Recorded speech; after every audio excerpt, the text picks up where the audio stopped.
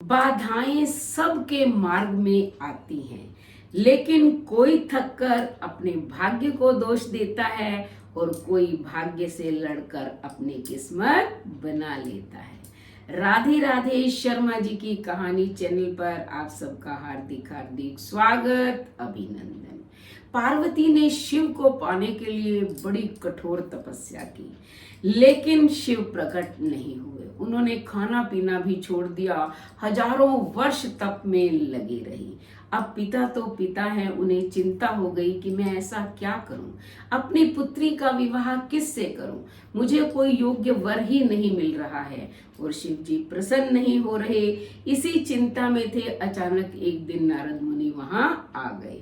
तो नारद मुनि को देखकर हिमालय बहुत प्रसन्न हुए, उनका स्वागत सत्कार किया, उन्हें सिंहासन पर बिठाया और कहा कि बताओ मैं आपकी क्या सेवा कर सकता हूँ।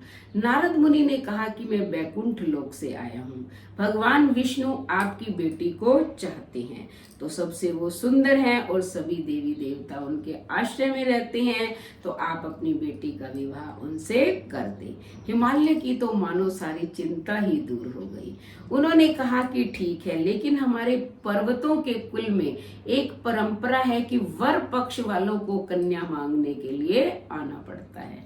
नारद मुनि ने कहा ठीक है, विष्णु आ जाएंगे। ये कहकर वो अंतर ध्यान हो गए और वहां विष्णु भगवान के पास पहुंचे और कहा कि प्रभु, मैं आपका रिश्ता पक्का करके आ गया हूँ हिमालय की पुत्री से। भगवान विष्णु ने हंसते हुए कहा, नारद, वो शक्ति है और वो शिव की है, जिसकी चीज होती है वो उसी को मिलती है। तो शिव शक्ति का मिलन जो है वो होना है, मैं उसे स्वीकार नहीं कर सकता। तुमने ये क्या कर दिया, लेकिन ठीक है, जो तुम करके आए हो तो भविष्य में इसका अच्छा ही परिणाम निकलेगा। इधर हिमालय खुश हो गए और वो अपनी बेटी के पास गए और कहा कि अब तुम्हें तपस्या करने की कोई जरूरत नहीं है, मैंने तुम्हारा रिश्ता विष्णु भगवान से पक्का कर दिया है और अब तुम घर में आ जाओ। वो इतने खुश थे कि उन्होंने ये देखा ही नहीं कि देवी पार्वती के मन पर क्या बीती हो गई। वो वहां से चल दिए। इधर पार्वती जो है बड़ी दुखी हुई और अपनी सहेली विजया के पास पहुंची। उसने कहा कि मैं विजया मरना चाहती हूँ, क्योंकि अब मेरे जीने का कोई उद्देश्य नहीं है। विजया ने पार्वती को समझाया कि ऐसी क्या बात हो गई जो तुम मरना चाहती हो। तब उसने सारी बात बता दी। विजया ने कहा, चिंता करने की कोई जरूरत नहीं है, मैं तुम्हें ऐसे घनघोर जंगल में ले चलूंगी जहां तुम शिव जी की तपस्या करना और वो अवश्य प्रसन्न होंगे और तुम्हारे पिता वहां पहुंच नहीं पाएंगे। तो विजया जो है पार्वती को लेकर घनघोर वन की ओर प्रस्थान कर गई और वहां उन्होंने देखा कि एक बहुत ही घना, जहां भालू, शेर, चीते, जंगली जानवर घूमते रहते हैं, वहां एक गुफा थी। गुफा के अंदर उन्होंने एक पार्थिव शिवलिंग बनाया बालू मिट्टी से और वहीं जो है वो तप करने में दोनों लग गई। उन्होंने अन्न जल का त्याग कर दिया। शिवजी जो है वो उससे प्रसन्न हो गए, क्योंकि वो स्थान जो है वो कैलाश के पास ही था। जब उनका सिंहासन डावाडोल हुआ, यानी कि भोले बाबा का, तो वो प्रकट हुए। उन्होंने पूछा कि तुम क्या चाहती हो। तब पार्वती ने कहा कि मैं तो आपके चरणों की सेवा करना चाहती हूँ। तो वो तथास्तु कहकर अंतर ध्यान हो गई। अगले दिन जो है देवी पार्वती ने जो पार्थिव शिवलिंग बनाया था वो नदी में विसर्जित कर दिया और जल का पान किया। अब वो थक चुकी थी, थकी हुई वहीं बैठी और वहीं उन्हें नींद आ गई। इधर हिमालय खुश था कि अब मेरी बेटी आ गई है और वो महल में पहुंच गई होगी, तो मैं उसकी माता को भी ये समाचार दे दूं। जैसे ही वो महल में पहुंचे, उन्हें पता चला कि पुत्री तो आई नहीं है। अब वो व्याकुल हो गए, रोने लग गए और सोचने लगे कि कहाँ है। इधर उधर ढूंढने लगे, कहीं नहीं मिली। विजया और पार्वती को ढूंढ ढूंढ कर थक गए।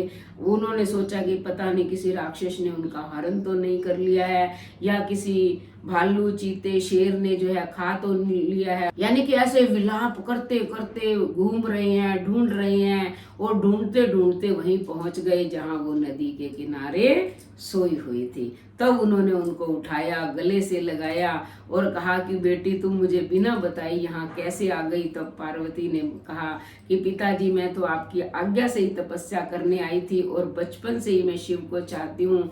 आपने मेरा विवाह जो है नारायण के साथ निश्चित कर दिया, इसलिए मैं प्राण त्यागना चाहती थी, लेकिन विजया ने मुझे प्राण दान दिया।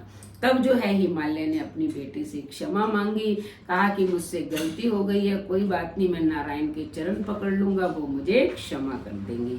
इतने में ही जो है घूमते घूमते नारद मुनि आ गए। उन्होंने बताया कि विष्णु भगवान ने तो मुझे केवल देवी पार्वती के दर्शन करने के लिए भेजा था, वो इसे चाहते नहीं है, वो तो स्वयं कह रहे हैं ये शिव की है और शिव की ही रहेगी।